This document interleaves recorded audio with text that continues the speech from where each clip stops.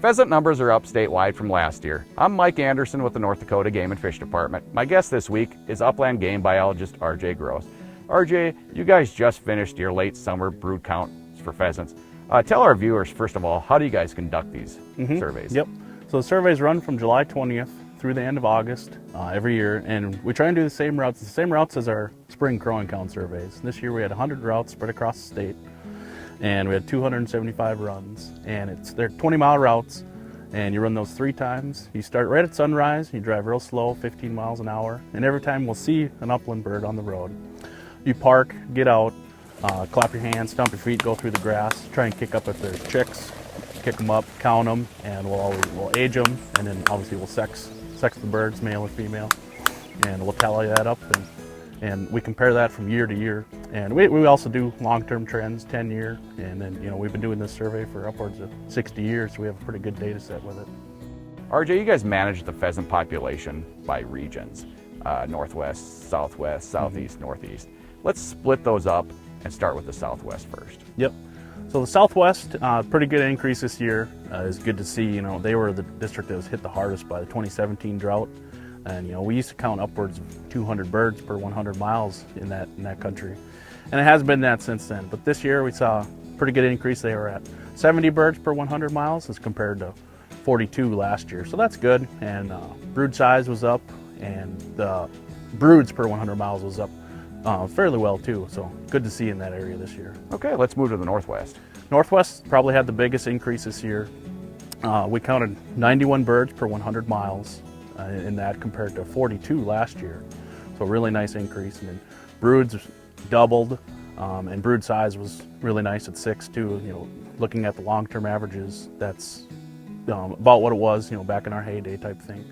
But with that, it's still we're still recovering from that 2017 drought. I mean, everywhere in this, statewide, we're still halfway back, right around there. And then even in the southwest, moving back to them, they're 60%. They're only 40% of the way back, so they still got 60% of the way to go. Okay, let's move on to the southeast. Yep. Southeast was the only district this year that wasn't as good, and we kind of knew they were the only one that really had a bad winter. And the crowing counts, they were no change this year, about the same. So we knew we had probably the hens weren't in as good as body condition coming out, and then they had all that snow and the rain. It seemed every rainstorm came in the southeast, so they were really wet at the bad times during nesting, during brood rearing. So we actually counted more adults there this year, but significantly less chicks and young, which we kind of figured with that wetness, chicks don't do well in that. So that was the only place that was down this year. Okay, and northeast. Yep, and the northeast, that's not really pheasant country, and most of the pheasants are, down in the south, right along I-94. They had it basically unchanged since last year, about the same amount of young adults, and brood size was down just a little bit this year, but nothing significant.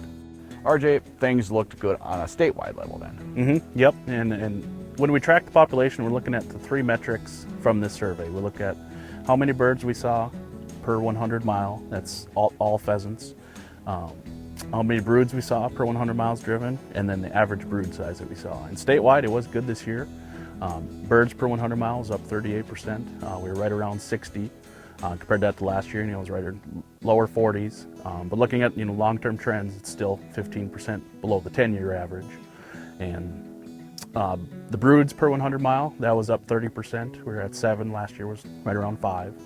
Still 16% below the 10-year average for that. And then brood size was up 10%, just a minimal increase, pretty much the same. It was right around 6. Last year was lower 5. So, and looking at the long-term average, that's pretty close to what it usually is. The heyday years when we had good recruitment of pheasants is right around 6. So that's encouraging. What's it take to get these numbers going in the right direction? Yep, it takes a little bit of luck. Mother Nature has to cooperate. You need some mild winters, just to minimize the winter loss that we'll have. I mean, it's North Dakota, we're going to lose some birds, but they need to come through in a good body condition so they can have those larger clutches. And then, in the spring, we need the residual cover to come back up, nesting cover to come back up so they have places to nest, which is getting tougher because, with the habitat changes, CRP is going away. A lot more row crops. They don't nest in row crops. They like wheat, things like that. So you need that, and then it can't be too warm, can't be too cold. During, peak hatch in North Dakota is June 15th, right around there every year. So we need good weather for that. And then, none of those, major gully washer hailstorms that can take chicks out. Yeah, and if you have all those and, keep your fingers crossed, the bird should come through. Any regulation changes this year? Nope, no regulation changes. There's going to be more young roosters out there, so this is be a really good year to take out a youth hunter. And that opens October 3rd and the 4th that weekend. Only for youth hunting? Only for youth hunting, yep. And then the regular season opens October 10th. Okay, and things are looking good for pheasant hunters this fall? Yep, things are looking good. Should be more young roosters in the bag this year. A lot of great information. Thank you, RJ. Thank you.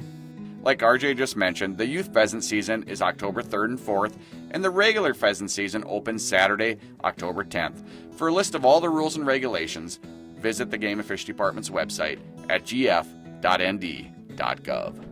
For Upland Game Biologist RJ Gross and the rest of the staff here at the North Dakota Game and Fish Department, thanks for joining us for the 2020 pheasant season preview. We'll see you again next week.